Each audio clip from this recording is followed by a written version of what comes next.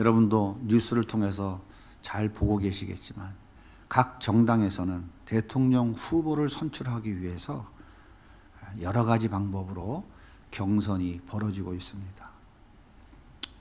그런데 요즘 그 모습을 보면서 저는 개인적으로 가슴이 좀 답답하더라고요. 도대체 대통령이라는 자리가 얼마나 좋기에 진흙탕 속에서 치열하게 싸우는 것일까? 대통령은 대한민국 최고의 권력의 자리입니다. 최고의 권력을 가지죠. 그러면 대통령이 임명할 수 있는 자리는 몇 개나 될까요? 여러분 혹시 아십니까? 청와대의 비서실장을 비롯해서 주요 참모들, 행정부의 국무총리를 비롯해서 13개 중앙부처의 장차관들, 국가정보원장, 검찰총장, 경찰총장, 국세청장, 공정거래위원장, 금융위원장, 방송통신위원장, 중앙선거관리위원장 다 들어보셨죠? 다 대통령이 임명합니다. 사법부에서는 대법원장, 헌법재판소장, 군에서는 합참의장, 각군 참모총장과 차장, 군사령관, 그리고 공공기관장을 비롯해서 대통령이 임명하는 자리가 10,000개가 넘습니다.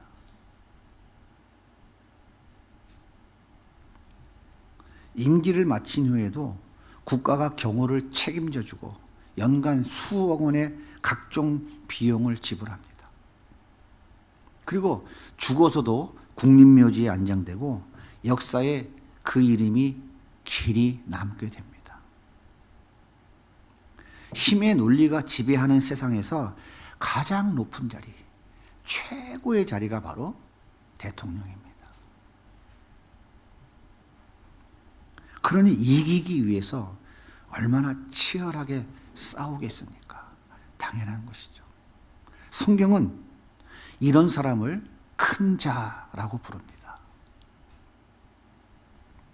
선악과 따먹고 자기가 하나님인 줄로 착각하고 살아가는 인간들은 누구나 큰 자가 되길 원합니다.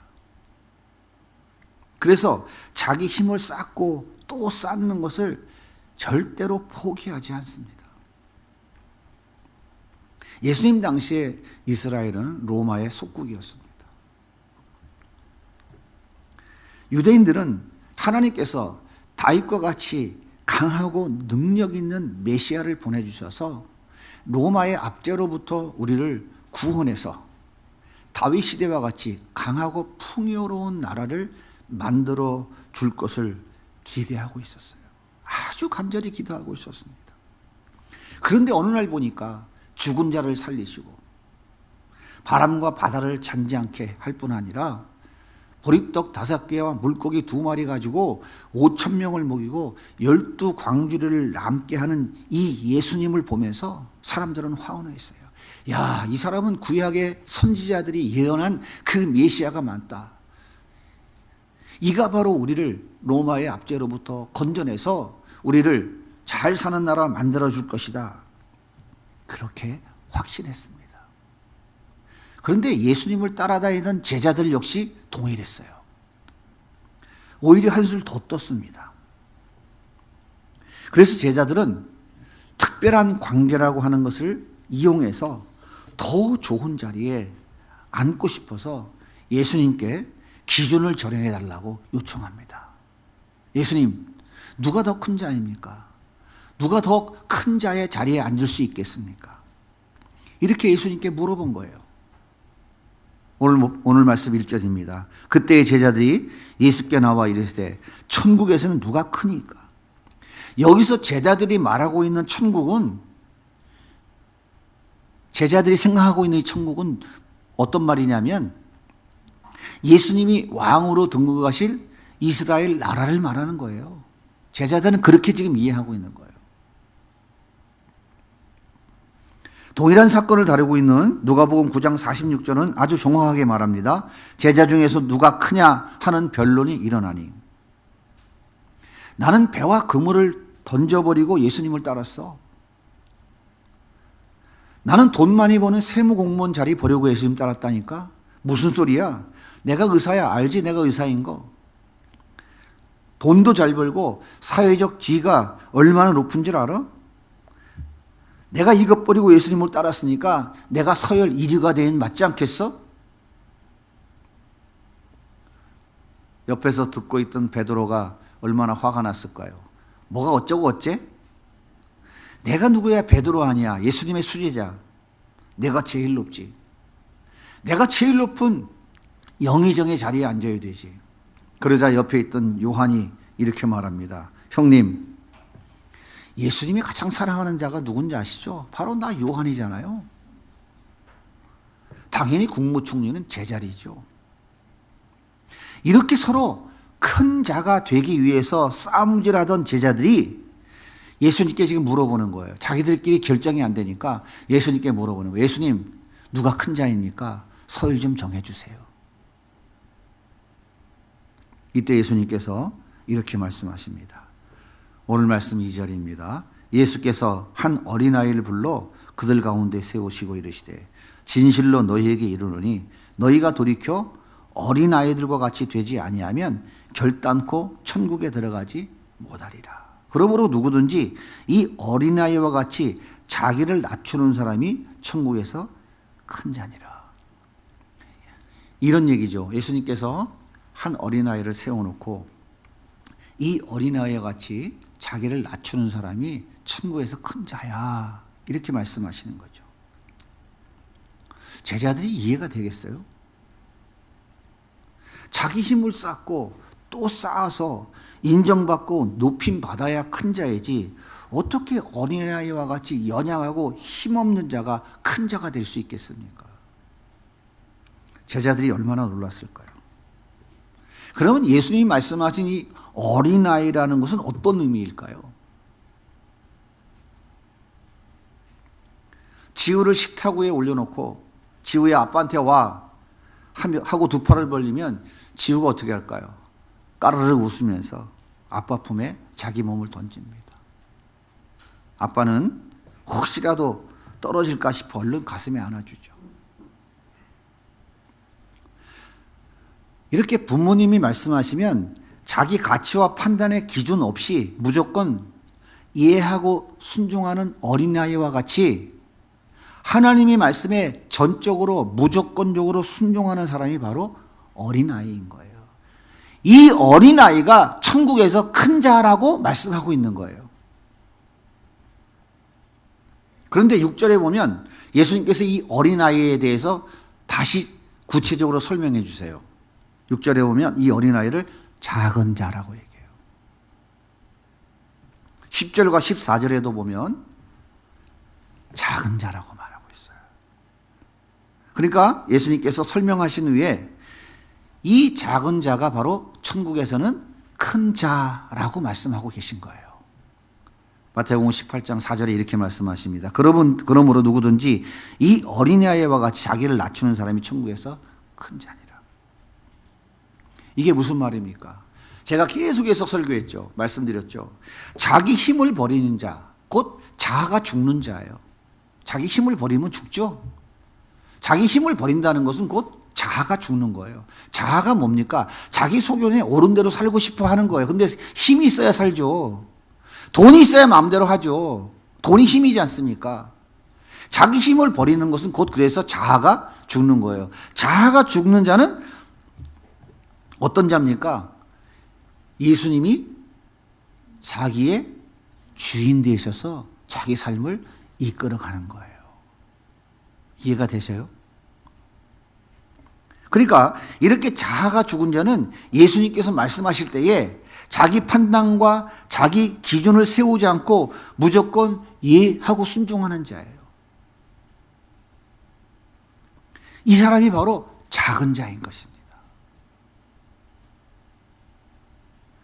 예수님께서 이런 사람이 천국에서 큰 자라고 결론을 내려주신 거예요.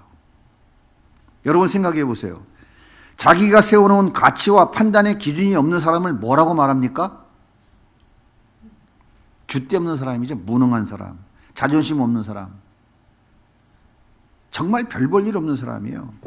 힘의 논리가 지배하는 세상에서 이런 사람 완전 개무시당합니다. 면접을 하면 도대체 무슨 얘기를 하는 거예요? 면접하라는 거. 면접관이 면접을 할 때 그 사람 어떻게 평가합니까? 면접은 자기 자랑질 하는 거예요. 나 이런 사람이니까, 나 이런 큰 자니까, 나 이런 사람이니까 네가 나 필요할 거야. 나 뽑아줘. 나 안 뽑아주면 너 손해야. 이게 면접하는 거예요. 내가 큰 자라는 걸 소리 지르는 거, 자기 스스로 얘기하는 게 이게 면접하는 거예요. 그럼 면접관은 이놈 쓸만한 놈이네? 판단되어 좀 쓰는 거거든요. 이게 세상의 논리라고요.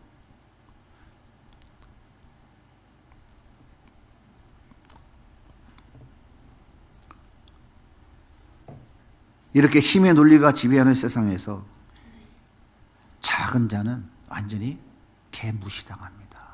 자기 가치의 기준, 자기 판단의 기준이 없는 자, 이런 자는 인정받지 못해요. 그런데 예수님께서 이런 사람이 큰 자라고 말씀하시니까 제자들이 얼마나 답답했을까요? 세상의 모든 사람들이 인정하는 보편적 가치 기준과 일반적 판단 기준이 송두리째 흔들리는 말씀을 하고 계시니 얼마나 기가 막혔겠어요. 여러분 기가 막히지 않습니까? 도대체 제자들이 예수님과 전혀 다른 생각을 하고 있는 이유는 뭘까요? 예수님은 지금 하나님 나라에 대해서 이야기를 하고 있는데 제자들은 지금 세상 나라에서 큰 자가 되기를 원하는 거예요. 도대체 제자들은 왜 예수님과 전혀 다른 생각을 하고 있어요, 지금? 예수님을 3년이나 쫓아다녔는데. 제자들은 예수님께서 십자가에 죽으라고 하시는 하나님 말씀에 철저히 순종하는 작은 자가 되기 위해서 이 땅에 오셨다는 것을 아직도 모르고 있는 거예요.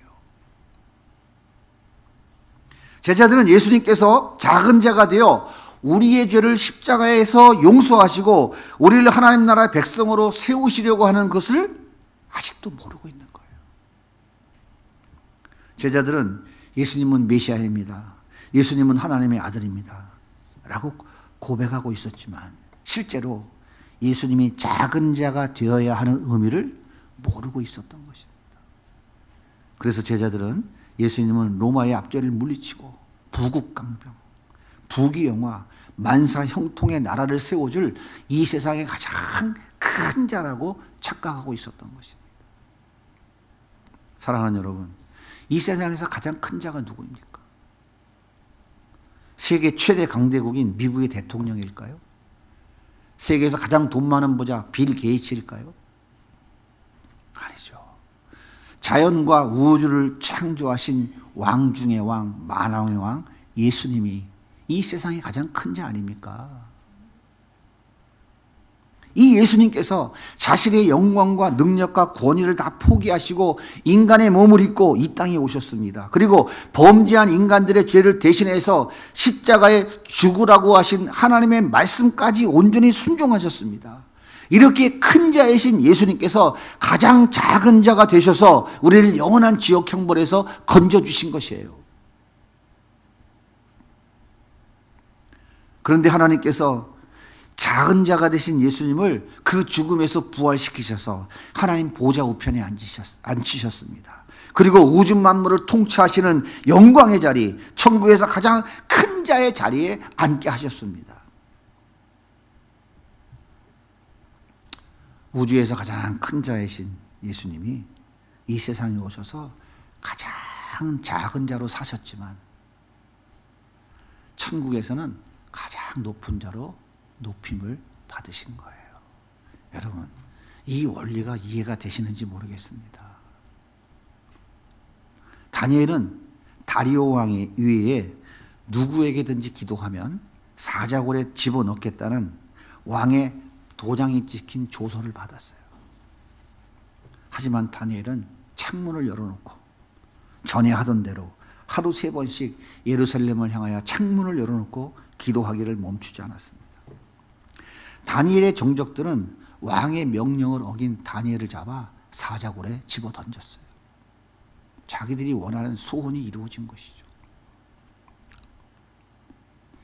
거대한 제국의 총리인 다니엘이 그렇게 바보였을까요? 창문 닫아놓고 기도하면 하나님이 듣지 않으실까요? 입을 뒤집어 쓰고 기도하면 하나님이 야단치실까요? 세상의 보편적 판단 기준으로 보면 어리석기 짝이 없는 사람입니다. 하지만 다니엘은 하나님과의 약속을 지키기 위해서 전에 하던 대로 기도하는 것을 멈추지 않았습니다. 다니엘은 거대한 제국의 큰 자로서 누릴 수 있는 모든 것을 다 던져버렸습니다. 이것이 작은 자예요. 하지만 하나님은 다니엘을 사자굴에서 건져내시고 다니엘을 모함한 사람들을 그 사자굴에 다 집어 넣으셨습니다. 그리고 다니엘을 최고의 총리로 가장 큰 자의 자리에 앉혀 놓으셨습니다. 무엇을 말하는 거예요? 다니엘을 통해서 이 세상에서 작은 자가 하나님 나라에서 이렇게 큰 자로 세움받게 된다는 것을 보여주고 있는 사건인 거예요. 오늘 말씀 7절을 읽겠습니다. 시작. 실족하는 일들이 있으므로 말미암아 세상에 화가 있도다. 실족하게 하는 일이 없을 수는 없으나 실족하게 하는 그 사람에게는 화가 있도다. 만일 내 손이나 내 발이 너를 범죄하게 하거든 찍어내버리라. 장애인이나 다리 저는 자로 영생에 들어가는 것이 두 손과 두 발을 가지고 영원한 불에 던져지는 것보다 나으니라. 만일 내 눈이 너를 범죄하게 하거든 떼어내버리라. 한 눈으로 영생에 들어가는 것이 두 눈을 가지고 지옥에 던지는 것보다 나으니라. 자, 보세요. 내 손과 발이 도둑질하면 찍어버리라는 말입니까? 내 눈이 나쁜 것 보면 빼어버리라는 것입니까? 그 말이 아니에요. 내 손과 발이, 내 눈이 작은 자를 실족하게 하는 일에 사용되었다면 찍어버리고 빼버리라 그 말이에요. 그렇다면 정말 하나님이 손발 찍어버리고 눈 다 뽑아버리라는 것일까요? 그게 아니에요. 손발을 잘라버리겠다, 내 눈을 뽑아버리겠다는 심정으로 작은 자들을 지켜주고 도와주고 배려해주고 손을 붙잡고 함께 걸어가는 예수 가족이 되어야 한다, 그 말씀을 하고 있는 거예요. 오늘날 교회 안에도 세상의 힘의 논리가 그대로 들어와서 세상의 힘이 교회 안에 작은 자들을 다 괴롭히고 고통주고 짓밟고 회파시키려고 해요. 하나님이 뭐라고 그러세요? 결코 용납하지 않으신다고 말씀한 거예요. 예수님께서 반대로 또 5절에 이렇게 말씀하십니다. 한번 또 읽어볼까요? 또 누구든지 내 이름으로 이런 어린아이 하나를 영접하면 곧 나를 영접합니다. 이 어린아이가 누구라고요? 작은 자. 자기 힘을 버리고 작아지고 예수님 말씀 앞에 자기의 판단과 자기의 어떤 가치의 기준을 버리고 무조건 이해하려고 하는 사람들, 이 작은 자들, 그들을 영접하면, 그들을 대접해주면 곧 누구에게 해주는 거라고요? 나에게 해주는 거라고, 예수님께 해주는 거라고 예수님 말씀하고 있어요. 냉수 한 거지라 할지라도, 찬밥 한 덩어리라 할지라도 그 작은 자들에게 작은 정성과 사랑의 섬김을 베풀어 준다면 그것은 곧 누구에게 한 거라고? 예수님께 한 거라고요. 여러분 이 말씀을 믿으십니까? 진짜 믿으세요? 마태복음 25장 40절에 이렇게 말씀하십니다. 너희가 여기 내 형제 중에 지극히 작은 자 하나에게 한 것이 곧 내게 한 것이라. 사랑하는 성도 여러분, 정말 하나님이 주시는 복을 받고 싶으십니까? 제가 복 얘기는 잘 안 하는 사람인데요, 진짜 하나님이 주시는 복을 좀 받고 싶으세요? 하나님의 칭찬받고 정말 축복받고 싶습니까?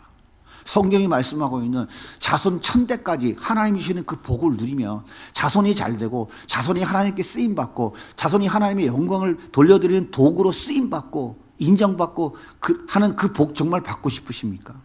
그러면 작은 자를 섬기고 도와주십시오. 작은 자가 누구입니까? 어떠한 상황 속에서도 주님만 의지하고 주님 말씀대로 살아보려고 애쓰고 노력하는 사람이에요. 주님 말씀대로 사는 사람이 아니고요, 살아보려고 애쓰고 노력하는 사람이에요. 자기 힘을 버리고 예수님의 말씀에 온전히 순종해 보고자 정말 몸부림치는 사람이에요. 그렇게 작은 자의 삶을 살아가는 것이 쉽겠어요? 어렵겠습니까? 힘들고 지치고 고달플 수밖에 없어요. 우리가 잘 아는 그 위대한 사도인 바울이 뭐라고 얘기합니까? 너무 지치고 힘들어가지고 사랑하는 아들 디모데야, 내가 감옥에서 너무 춥구나. 너 올 때 외투 한 벌만 가져다 주렴. 이렇게 부탁했다고요. 그렇다면 평범한 작은 자들의 삶은 얼마나 힘들고 외롭고 어렵겠어요. 그들의 모습이 너무 초라하고 고달파 보이지만 그들은 천국에서 큰 자입니다. 하나님이 그런 자들에게 말씀대로 복을 주시는 거라고요. 착한 일 했기 때문에 복을 주는 게 아니고요, 내가 너 10,000원 줬기 때문에 복을 주는 그런 단순한 윤리도덕적 차원이 아니라고요. 그런 작은 자를 섬기는 거, 도와주는 거, 사랑으로 베풀어주는 건 누구에게 하는 거라고요? 예수님께 하는 거기 때문에 그들에게 예수님이 갚아주시겠다, 그 말씀을 하고 있는 거라고요.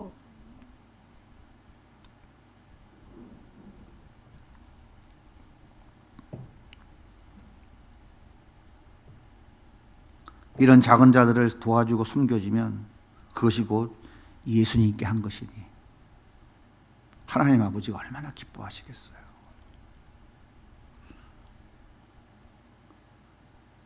원종수 박사라는 분은 미국에서 암을 치료하는 아주 유명한 의사입니다.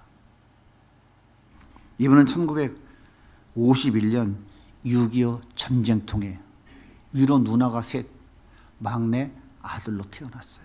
얼마나 귀한 아들입니까? 딸 하다가 막내 아들이 나왔으니까. 아버지는 육군 대위로 6.25 전쟁에 참전하고 있었고 전쟁이 끝나고 집에 돌아와 병으로 인해서 얼마 살지 못하고 돌아가셨어요. 6.25 전쟁 끝나고 대한민국이 얼마나 먹고 살기 어려웠습니까? 더군다나 가장이 없으니 어머니가 네 남매를 키운다는 게 사실상 그 당시에는 참 극히 먹고 살기 어려운 상황이었거든요. 돈이 없어서 다 쓰러져가는 집 대청마루를, 방도 아니고 대청마루를 월세로 얻었어요. 그리고 거기서 겨울을 보내는데 지붕이 이렇게 주저앉으니까 대청마루 여기저기다가 기둥을 세워서 마루판까지 밑으로 축 쳐져서 마루판 밑에서 찬바람이 사정없이 들어오는데 온돌도 아니고 마루판 얼마나 춥겠어요. 너무 추워서 잠을 잘 수가 없었어요. 그런데 어머니는 참 믿음이 좋으신 분이어서 새벽마다 1시간 반을 걸어서 교회 가서 하나님께 기도하는 그런 기도하는 믿음의 어머니였어요. 그러던 어느 날 새벽기를 마치고 어머니께서 돌아오셨는데 길거리에서 웬 노숙하는 할아버지 한 분을 모시고 온 거예요.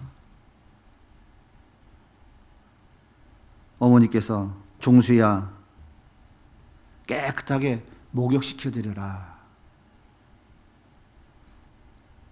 아니 온돌도 없는데 뭐 어디서 뜨뜻한 물이 있어요.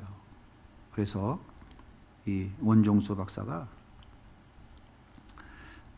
밖에 나가서 나뭇가지를 주워다가 대야를 올려놓고 물을 끓여서 그 할아버지를 목욕을 시켜드렸는데 온몸에 땀이 쩔고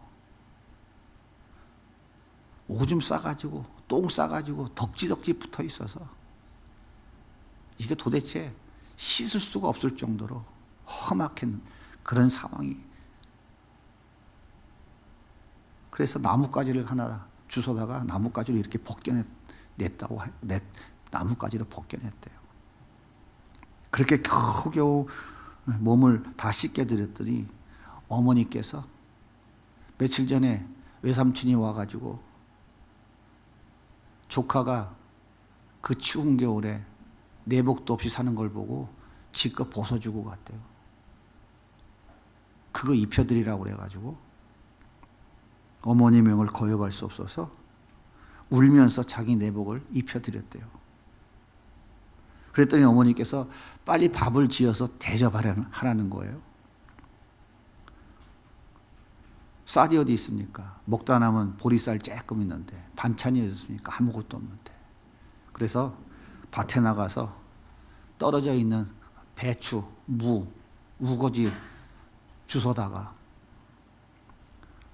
보리쌀 남은 거 집어넣고 된장 좀 풀어가지고 푹푹 끓여가지고 한 사발을 떠드렸더니 후루룩 맛있다 하시면서 다 드시더래요. 그러더니 그릇을 또 내밀더래. 한 그릇 더 달라고. 그래서 한 그릇 더 퍼드리고 나머지 가지고 5 식구가 조금씩 나누어 먹었답니다. 그리고 그날 밤 너무 속상하고 춥고 배고파서 잠을 잘 수가 없더래요. 오늘 밤 이렇게 자다가는 얼어 죽을 것 같다 하는 생각이 들더래요. 그래서 차라리 얼어 죽느니 교회 가서 기도하다가 죽는 게 낫겠다 싶어서 어머니 따라서 교회에 갔답니다.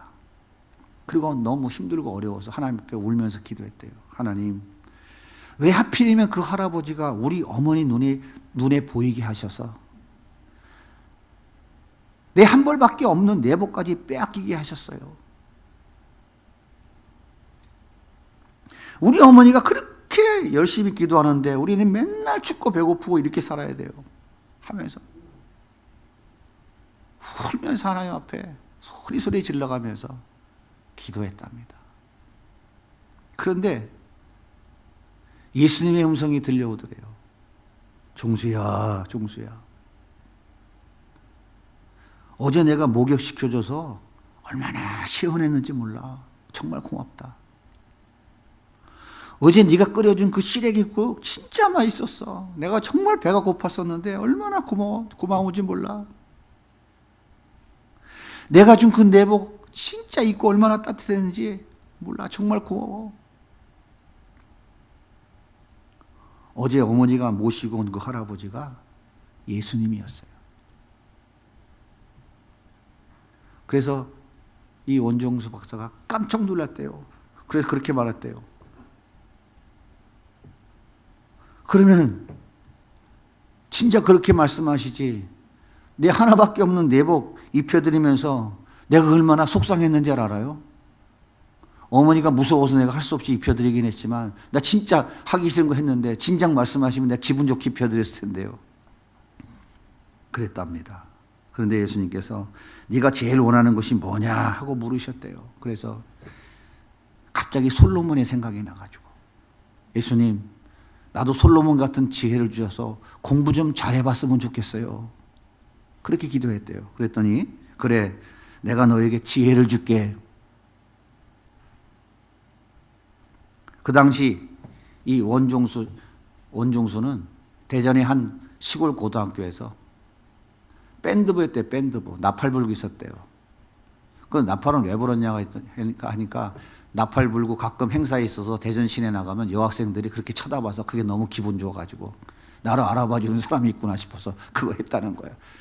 하루는 선생님이 불러갖고 종수야, 너 왜 이렇게 성적이 많이 떨어졌냐 그러면서 한다는 얘기가, 너 지난번에는 410등인데 이번엔 435등 했다. 480명 중에.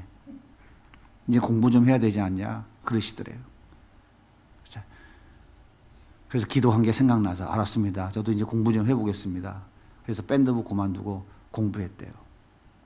열심히 공부했대요. 책을 읽고 또 읽고 2번, 3번 읽고 시험을 보러 갔는데 시험지를 딱 보면 공부한 책장이 훅 넘어가면서 내가 공부했던 게 답이 보이더래. 그래가지고 다른 건 다 100점인데 수학은 안 되더래. 수학은 책이 있는 거하고 문제하고 다 틀리대. 답이 똑같지 않으니까. 수학은 30점. 근데 나머지는 암기 과목은 다 100점. 그래서 기말고사 전교 5등 했대요. 그리고 고등학교를 1등으로 졸업하고 서울대 의대를 합격한 거야. 그리고 서울대 의대를 수석으로 졸업하고 의사고시를 수석으로 졸업하고 다른 학생들은 게임이 안 된대. 공부하고 기도하고 시험 보러 가면 책장에 쫙쫙 넘어가면서 시험이 답이 다 보이는데 어떻게 자기를 누가 따라오냐고. 여러분 이해가 됩니까? 그럴 리가 있어? 저는 이해됩니다. 저는 이해돼요. 저는 이분이 하는 이 간증을 듣고 저건 틀림없이 성령께서 하시는 일이다라는 것을 저는 확신합니다. 왜? 제가 경험해 봤기 때문에.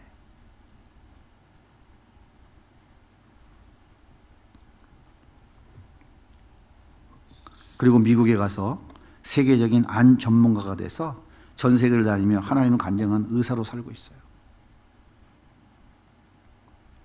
여러분은 원종수 박사의 간증이 믿어지십니까? 저는 확신합니다.